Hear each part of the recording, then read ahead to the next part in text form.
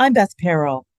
Rollins College is moving to a new flexible class schedule with classes being offered later in the day and in a hybrid format. My guests are Dr. Stacey Dunn, the interim dean, and Brandye Flowers, who was an undergraduate at Rollins and is currently in a master's program. Dr. Dunn, what prompted this move to a new schedule format? Well, we are doing everything in our power to make high quality education more accessible to students who have very busy lives. Some have full-time jobs, families, other obligations. And so we want to make it as easy as possible to come to Rollins to finish a degree, maybe that one started and never got to finish, or get one started. And so we've made a lot of changes to scheduling so that classes start at 6 p.m. or later. And all of our undergraduate courses are now delivered in hybrid, or some people talk about it as mixed mode format, meaning that we still bring our students to campus at least 51% of the time, but the other half, a little less than half, is delivered through an online format. In some classes, that means synchronous learning, where everyone logs in and has class together, but wherever it's convenient for them, from home or from work. And then sometimes it means synchronous. So there's independent work or group work that's done outside the classroom, but it's scheduled flexibly so that people from all different areas can manage the schedule and complete their degree.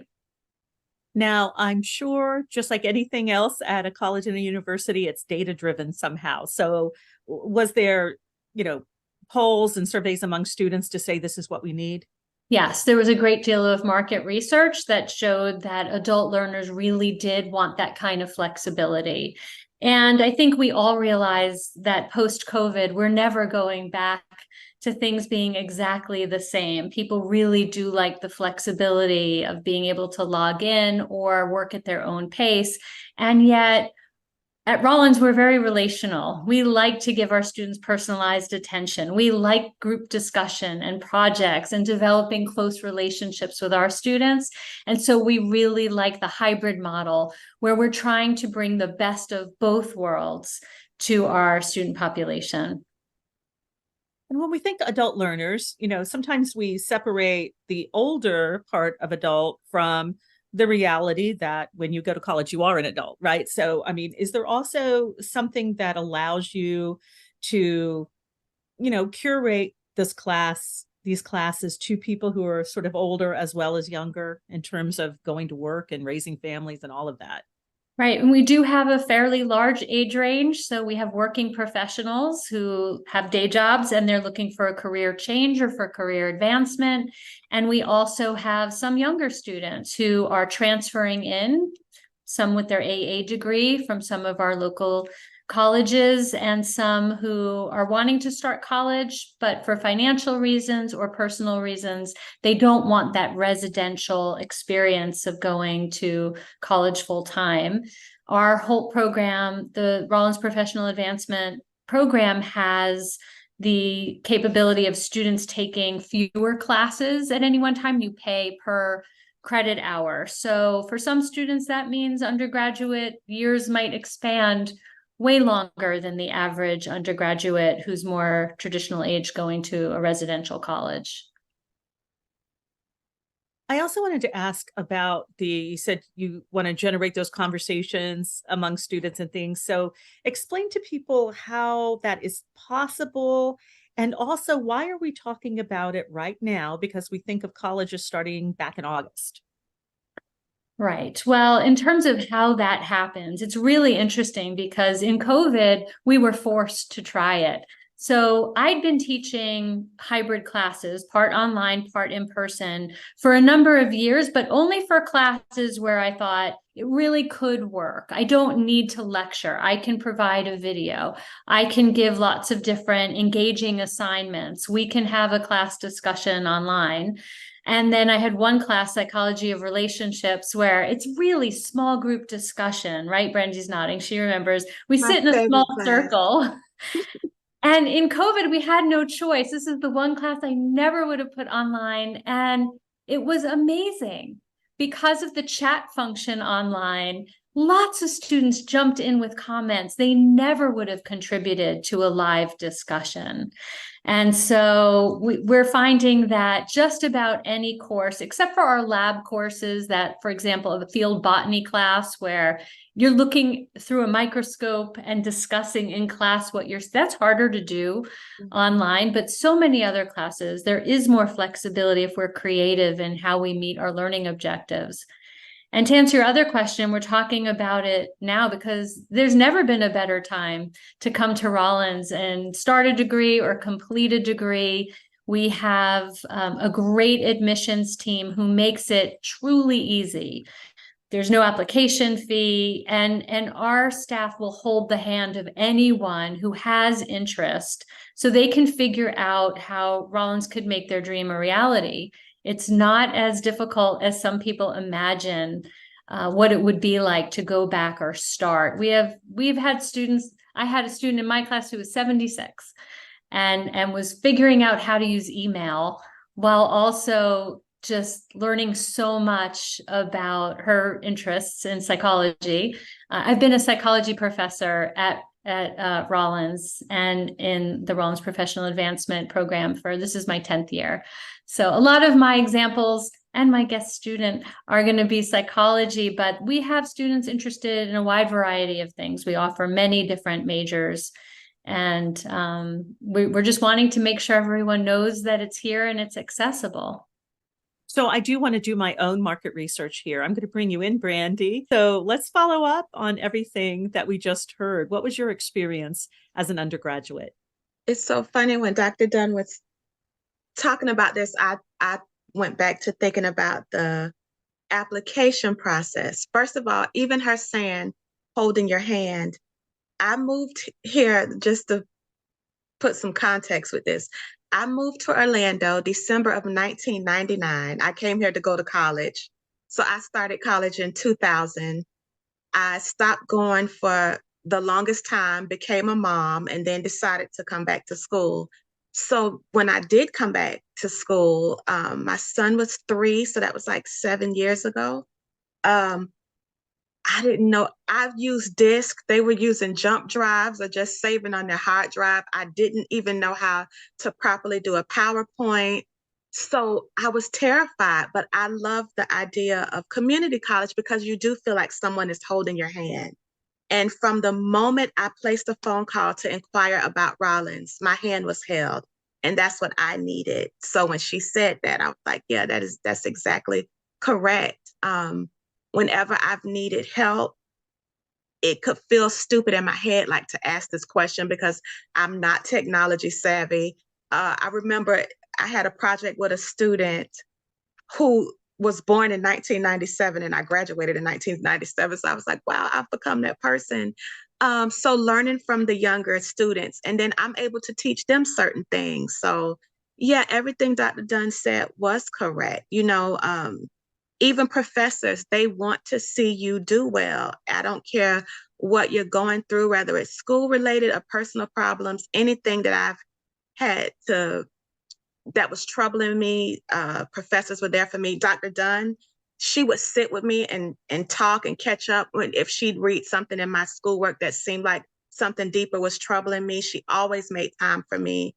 And it's so important just to know that somebody cares. It gives you that push to keep going because let's face it, when we are adult learners, life happens. And it's easy to say, forget this. But when you know that there's someone there invested in you, all you need is that little jolt to get you going where you need to be.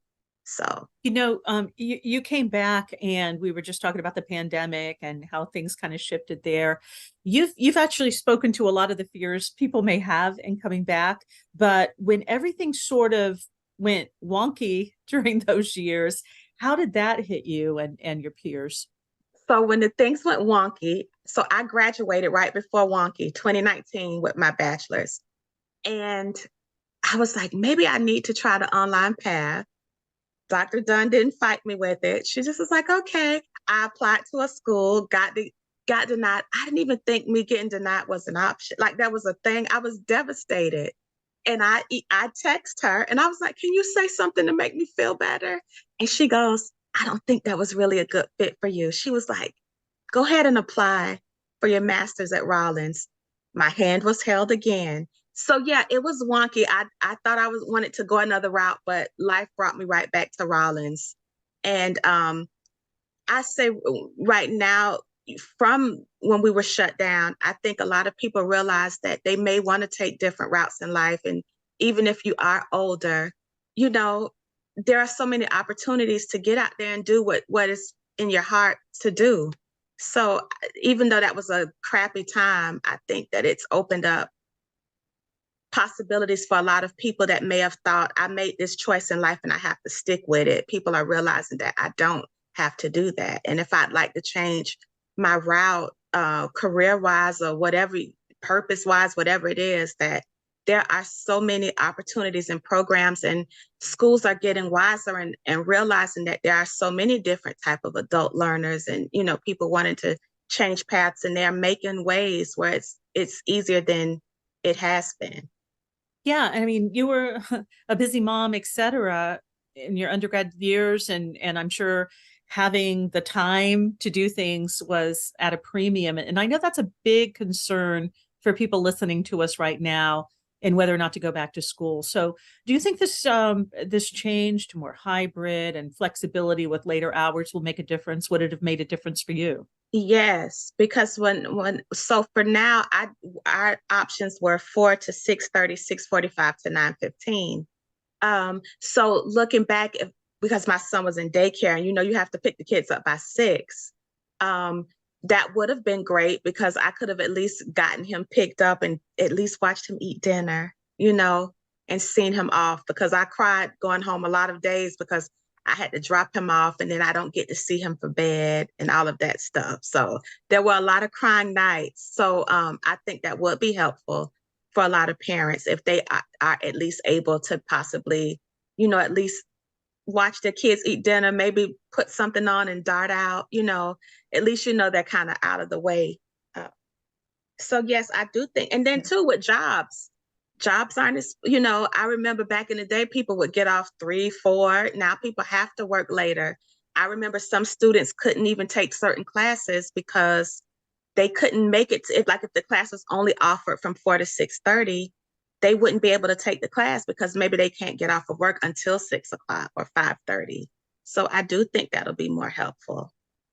Dr. Dunn, is that what you're hearing from other students? And, have you had some test cases on these new times?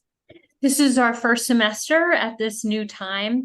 And so, of course, we have some students who are used to the old schedule and they chose Rollins thinking that would be their schedule. So it's an adjustment for them.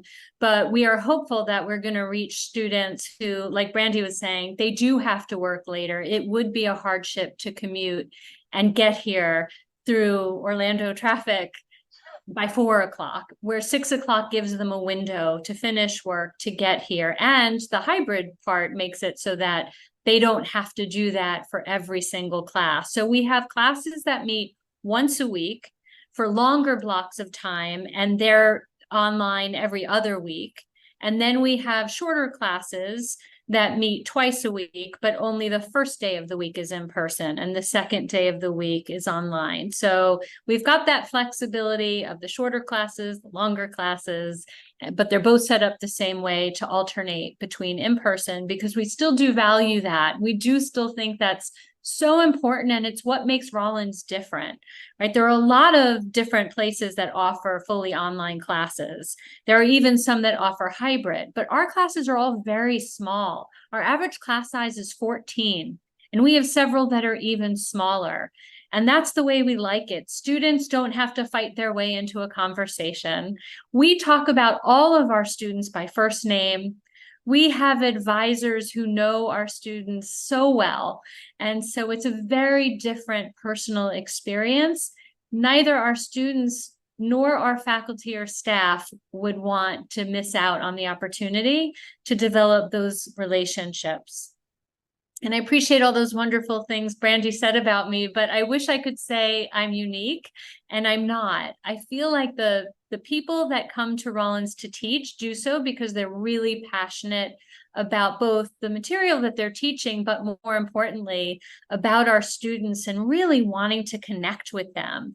One of the things we do in the Rollins Professional Advancement Program and in graduate studies is take our students in the context of their lives. So we understand what the challenges are. We're here not to make them memorize things and spit back lists that they'll never use. We design most of our curriculum around applied projects, things that make sense that they could use in their work lives after graduation. We try to add so much meaning and value because we know their time is valuable and in high demand. And so we try to maintain rigor, but be creative in delivery. So they're not just your standard multiple choice tests or, just long recapitulated essays. They're projects that I think the students generally get excited about and feel like they've gained something from. I remember the best compliment I got was someone telling me, I just loved your midterm. It's a paper, it's an applied paper. I'm talking about midterm at the movies. And, just really you're complimenting what's a paper. It's basically in place of an exam. So those are the kinds of things I think they're pretty typical in our program. You kind of spoke to something else I was going to ask Brandye, but the idea that actually traditionally a master's program does sort of have those later hours and everything. And it sounds like we're also circling back to the undergrad kind of meeting with that. Are they kind of catching up? The undergrad programs are kind of falling into place with the master's programs in terms of how they would roll out. I remember my master's work was more projects too.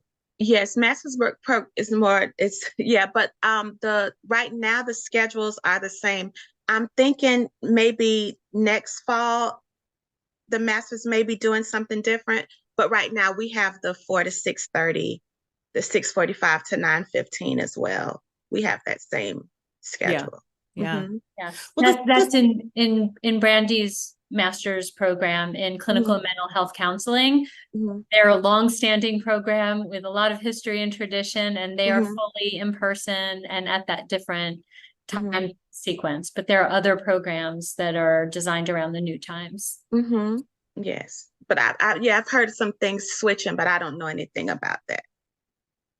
I do want to ask you now about the Rollins Pathways to Teaching program, because, certainly we're hearing from across the nation, there just aren't enough teachers. And so you have this special program that is bringing up the opportunity for paraprofessionals to go ahead and get their teaching degree. Would you tell us about that, Dr. Dunn? Yes, so we have an agreement with Orange County Public Schools, and we're able to take these paraprofessionals who are getting funding to be able to come to Rollins and get their degree in education so that then they could become teachers. And it's a very exciting program because we're literally taking people who are so poorly paid. I think, poverty line kinds of income for these teaching paraprofessionals, and then finishing their degree, getting to be a teacher and earning a better living. Of course, we know in education, it's still not what we would all wish it to be, but it certainly is a more livable wage than what they're doing. So it's really a great opportunity. It helps Orange County Public Schools get really great teachers. They're offered wonderful education here, and then it lifts the whole community up when we have this kind of progression of their careers. What is a paraprofessional in education? So I believe that they are teachers' aides. So they don't have the credentials, but they are placed in the classroom to help teachers. And so they clearly have the interest and the passion. They want to be in the classroom and they're working with students, but they haven't had the opportunity to have the formal education to get the credentials they need to become teachers. And so there's wonderful funding opportunities to make that dream come true for them, and then to give back by becoming teachers at a time when teachers are really hard to find, especially the good ones.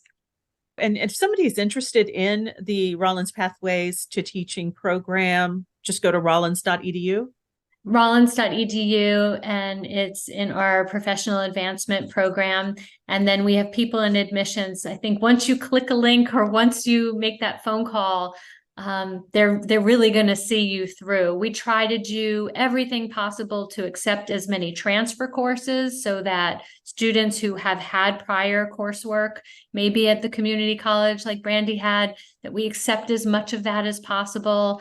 And we do our best to make sure that it's feasible from a financial standpoint, from a scheduling standpoint, and from the academic standpoint of, even if you struggled in school previously, I think what Rollins does really well is provide the scaffolding so that you can not only just attend college and be able to afford it and be able to show up to class, whether it's online or in person, but to be successful so that you complete coursework and you get the degree. And as I asked earlier, why now? This is the time to get that hand holding, to get ready maybe for spring. Yes, it's never too early to start looking. It takes some time sometimes in terms of whether it's going to be childcare or financially saving up for the different expenses that might go along with that. But we have the ability to help people get in the process and get admitted as soon as possible. And we do accept people for spring. So now's a really good time, as we've just gotten into the fall semester, to think about, and for some people, it might be starting with a class. Come and take one class, see what it's like.